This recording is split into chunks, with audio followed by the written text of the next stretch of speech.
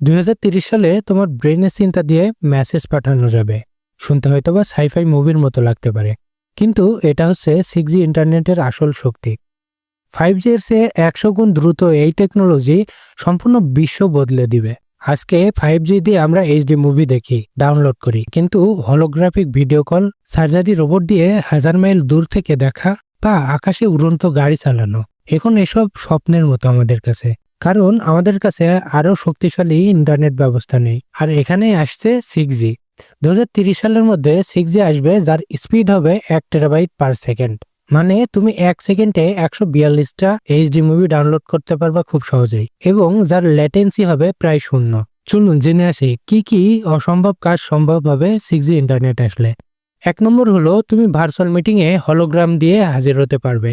2 নম্বর হলো ডাক্তার লন্ডনে বসে ঢাকার রোগী সার্জারি করবে রিয়েল টাইমে, কোনো ডিলে ছাড়াই। 3 নম্বর হলো এআই তোমার চশমা দিয়ে রিয়েল টাইম ট্রান্সলেশন দেবে, যে কোনো ভাষা ইনস্ট্যান্টলি বুঝতে পারবে। 4 নম্বর হলো স্মার্ট সিটি, যেখানে সবকিছুর সাথে কানেক্টেড থাকবে, যেমন ট্রাফিক লাইট, গাড়ি, এমনকি রাস্তাও তোমার সাথে কমিউনিকেট করবে।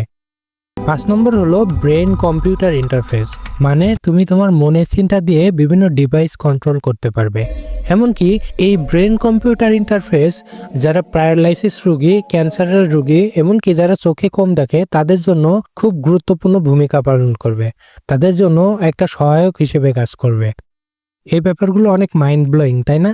কিন্তু এত শক্তিশালী টেকনোলজিরও বড় ঝুঁকি আছে।